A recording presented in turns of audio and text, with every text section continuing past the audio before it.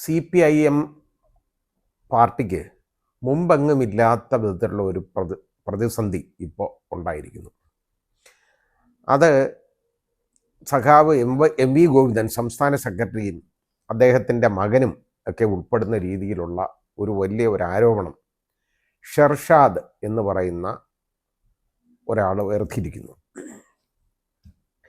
അദ്ദേഹം ഉയർത്തിയിരിക്കുന്ന ആരോപണങ്ങളെന്ന് പറയുന്നത് ചുമ്മാ അങ്ങ് തള്ളിക്കളയാൻ പറ്റുന്ന ഒരു ആരോപണമാണെന്ന് എനിക്ക് തോന്നുന്നില്ല. അതായത് ലണ്ടൻ ആസ്ഥാനമാക്കി ഇംഗ്ലണ്ടിൽ നിന്നുള്ള ഒരു പ്രതിനിധി എന്നുള്ള നിലയ്ക്ക് രാജേഷ് കൃഷ്ണ എന്ന് പറയുന്ന ആൾ ഈ പാർട്ടി കോൺഗ്രസ് പങ്കെടുക്കാനായിട്ട് വന്നു. പക്ഷേ അദ്ദേഹത്തെ പങ്കെടുപ്പിക്കാതെ അവസാനം മാറ്റി തിരിച്ചുവിടേണ്ടതായിട്ട് വന്നു. ശ്രീ MA ബേബി അദ്ദേഹം ആണ് ഇയാളെ ഒഴിവാക്കിയത് എന്ന് പറയപ്പെടുന്നു, അറിയില്ല. ഇന്നിപ്പോൾ മാതൃഭൂമി പത്രം റിപ്പോർട്ട് ചെയ്തേക്കുന്ന ഗുരുതരമായ ഒരു ഒരു ഒരു പ്രശ്നമുണ്ട്.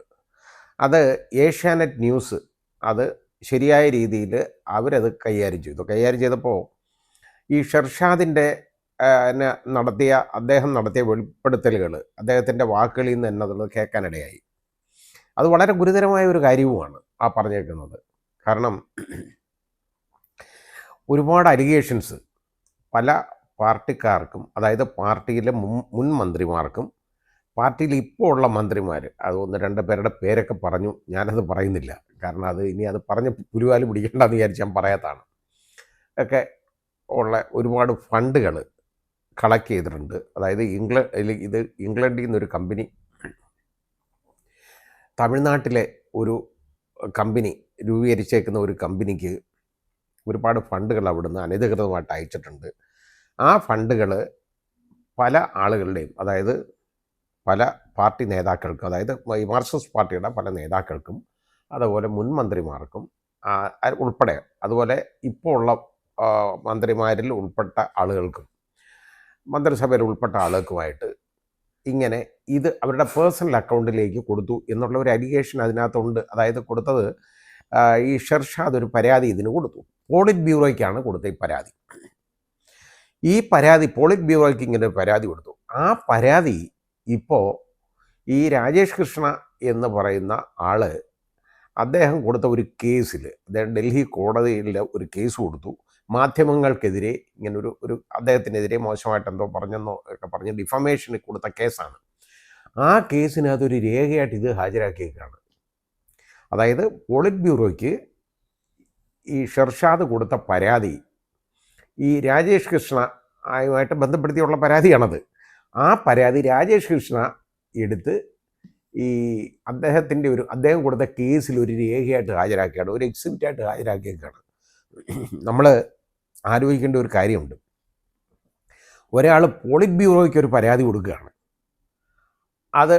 ആ പരാതി ഒരു മൂന്നാമതൊരാൾ എടുത്ത് അയാൾ ഒരു രേഖയായിട്ട് കൊണ്ടുവന്ന് ഹാജരാക്കിയേക്കുന്നത്. അപ്പോൾ ഇത് പോളിറ്റ് ബ്യൂറോയിലെ ആരും അറിയാതെ ഈ പരാതി വെളിയിപ്പാൻ സാധ്യതയുണ്ടോ? ഇല്ലല്ലോ. അപ്പോൾ പോളിറ്റ് ബ്യൂറോയിൽ ആരൊക്കെ ഉണ്ട്, ഇതെങ്ങനെ പോയി എന്നുള്ളതിനെക്കുറിച്ച് അന്വേഷണം വരണം. ഷെർഷാദ് തീർത്ത് പറയുന്നത് ഇത് MV ഗോവിന്ദൻ്റെ മകൻ ആണ് ഇത് എടുത്തു കൊടുത്തേക്കുന്നത്. MV ഗോവിന്ദൻ്റെ മകനും രാജേഷ് കൃഷ്ണയായിട്ട് വളരെ അടുപ്പമുണ്ട്. അങ്ങനെ ഇതെടുത്ത് കൊടുത്തതാണ് എന്ന് പറയപ്പെടുന്നു. അത് ഷെർഷാദിൻ്റെ ഒരു കണ്ടെത്തൽ അതാണ്. അതിനെ കുറിച്ച് അതൊരു വലിയ കോലാഹലവും ബഹളവും ഇതിലുണ്ടാവാനുള്ള സാധ്യതയുണ്ട്. ഷെർഷാദ് ഇപ്പോൾ ഇതിനെ സംബന്ധിച്ചുള്ള പരാതി കൊടുത്തേക്കാണ്. കാരണം അയാൾ കൊടുത്ത പരാതി ഇതേപോലെ ഈ രാജേഷ് കൃഷ്ണയുടെ കയ്യിൽ ചെല്ലാനിടയായെന്നും പോളിറ്റ് ബ്യൂറോയിൽ നിന്ന് അത് അങ്ങനെ ചെല്ലാനിടയായെന്നും അത് കോടതിയിലൊരു രേഖയായിട്ട് ഹാജരാക്കിയേക്കുന്നെന്നുമാണ് വന്നേക്കുന്നത്. യഥാർത്ഥത്തിൽ അത് ഹാജരാക്കിയേക്കുന്നെന്ന് പറയുന്നത് തന്നെ അവർ തിരിച്ചടിക്കും. കാരണം ഇതെടുത്ത് ഹാജരാക്കിയത് എന്തിനാണെന്നുള്ളത് അറിയില്ല, ഇങ്ങനൊരു പരാതി. ഇനി ഇപ്പോൾ എന്താണെന്നറിയോ, ഇത് ഏതായാലും ഈ കമ്പനി തമിഴ്നാട്ടിൽ ഈ മദ്രാസ് ചെന്നൈയിൽ ഉള്ള തമിഴ്നാട്ടിലെ തമിഴ്നാട്ടിലുള്ള ഈ കമ്പനിയെ ഇപ്പോൾ അവർക്കെതിരെ അന്വേഷണം നടന്നിട്ട് അവിടുത്തെ സെക്യൂരിറ്റി, അവിടെ തമിഴ്നാട് ഗവൺമെൻറ് അവർ അത് സ്റ്റോപ്പ് ചെയ്തേക്കാണ്. അത് മാത്രമല്ല, ഇതിനെതിരെ, അതായത് ഈ പണം പോയ വഴിയെക്കുറിച്ച് യഥാർത്ഥത്തിൽ കേന്ദ്ര സാമ്പത്തികാര്യ വകുപ്പ് അന്വേഷണം തുടങ്ങിയതായിട്ട് പറയപ്പെടുന്നു. ഏതായാലും ഉണ്ട്. ഇനി ആ പണം വാങ്ങിയതിൻ്റെ കാരണം, ഇപ്പോൾ പണം വാങ്ങിയവരൊക്കെ ഇനി ഓട്ടം പിടിക്കും.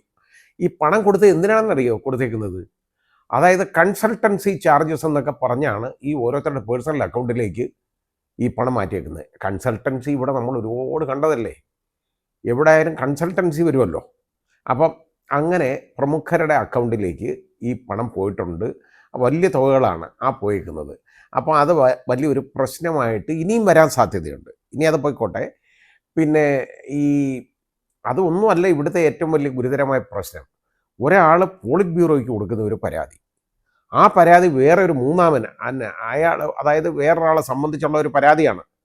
അത് ഈ പോളിറ്റ് ബ്യൂറോയിൽ നിന്നല്ലാതെ ഇത് പോകത്തില്ലല്ലോ, വേറെ ആർക്കും അയാൾ കൊടുത്തിട്ടില്ല എന്ന് അയാൾ തീർത്ത് പറയുന്നു. ഏതായാലും ഇതൊരു വലിയൊരു പ്രശ്നമായിട്ട് മാറി. അത് സഖാവ് എം വി ഗോവിന്ദനെതിരെയും എം വി ഗോവിന്ദൻ്റെ മകനെതിരെയും ഉള്ള ഒരു ആരോപണമായിട്ട് ഇപ്പം മാറിയിട്ടുണ്ട്. അത് കാണിച്ച് തന്നെ പരാതി ഇപ്പോൾ ഈ ഷിർഷാദ് വീണ്ടും ശ്രീ എം എ ബേബിക്ക് പരാതി കൊടുത്തിട്ടിരിക്കുകയാണെന്ന് പറയപ്പെടുന്നു. ഏതായാലും ഇത് ഒരു ആകെപ്പാടെ ഒരു വലിയ ഒരു പ്രശ്നത്തിലേക്ക് ഇത് നീങ്ങിക്കൊണ്ടിരിക്കുകയാണ്. പാർട്ടിയെ സംബന്ധിച്ചിടത്തോളം ഈ പാർട്ടിയിൽ ഇങ്ങനെയൊക്കെ സംഭവിക്കുമോ എന്നുള്ളത് ഒരതിശയമാണ്. ഞാൻ ഒരിക്കലും വിചാരിച്ചിരുന്നില്ല. ഇപ്പോൾ നമുക്ക് നമ്മുടെ മുഖ്യമന്ത്രിക്കെതിരെ, അദ്ദേഹത്തിൻ്റെ മകൾക്കെതിരെയൊക്കെ ഉള്ള ആരോപണങ്ങളൊക്കെ വന്നിരുന്നു കേട്ടോ. അത് യഥാർത്ഥത്തിൽ അതിൻ്റെ അന്വേഷണമൊക്കെ നടന്നുകൊണ്ടിരിക്കുന്നതൊക്കെ ഉള്ളൂ.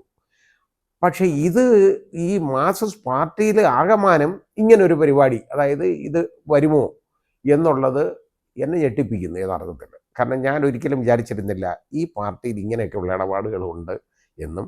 അതുപോലെ തന്നെ ഈ സഖാവ് എം വി ഗോവിന്ദനും അദ്ദേഹത്തിൻ്റെ മകനും ഒക്കെ ഈ രീതി പ്രവർത്തിക്കുമെന്നും ഉള്ള ഒരു ധാരണ എനിക്കില്ല, ഇപ്പോഴും ഇല്ല യഥാർത്ഥത്തിൽ. കാരണം ഇത് തെളിവ് വരേണ്ട കാര്യമാണ്. പക്ഷേ ഏതായാലും ഇത് പാർട്ടിയെ പിടിച്ചൊളിക്കുന്ന ഒരു കാര്യമാണ്. ഇത് അന്വേഷിക്കേണ്ടതായിട്ട് വരും. ആ രീതിയിലേക്ക് ഇത് നീങ്ങിക്കൊണ്ടിരിക്കുകയാണ്. ഒരു എം എ ബേബിയൊക്കെ ഒരു വിഷമവൃത്തത്തിൽ അകപ്പെട്ടിരിക്കുന്നു എന്ന് വേണം കരുതാൻ. മറ്റ് രാഷ്ട്രീയ പാർട്ടികളെയൊക്കെ സംബന്ധിച്ചിടത്തോളം പലതിലും ഇതുപോലൊക്കെയുള്ള ഒരു ആരോപണങ്ങളൊക്കെ വന്നു കഴിഞ്ഞാൽ നമുക്ക് പറയാം ഇത് ആ രീതിയിലൊക്കെ വരും. പക്ഷേ ഇത്രത്തോളം കെട്ടുറപ്പോടുകൂടി പ്രവർത്തിക്കുന്ന, അവർ ആ രീതിയിൽ വളരെ ആ രീതിയിൽ കൊണ്ടു നടക്കുന്ന ഒരു രാഷ്ട്രീയ പ്രസ്ഥാനത്തിൽ ഇങ്ങനെയൊക്കെ സംഭവിക്കും എന്ന് കേൾക്കുന്നത് കൊണ്ടാണ് ഞാനിത് പറഞ്ഞത് കേട്ടോ. ഇത് വെരിഫൈ ചെയ്യണമെന്നുണ്ടെങ്കിൽ ഏഷ്യാനെറ്റിലെ ഇന്ന് രാവിലെയുള്ള ന്യൂസ് തന്നെ കണ്ടാൽ മതി. അതേപോലെ തന്നെ അല്ലെങ്കിൽ മാതൃഭൂമി പത്രമൊക്കെ ഒന്ന് നോക്കിക്കോളൂ. ഏതായാലും ശരി, ഇത് എന്നെ അത്ഭുതപ്പെടുത്തി അതിശയപ്പെടുത്തിയത് കൊണ്ടും ആണ് ഞാനിത് പറയാനിടയാകുന്നത്.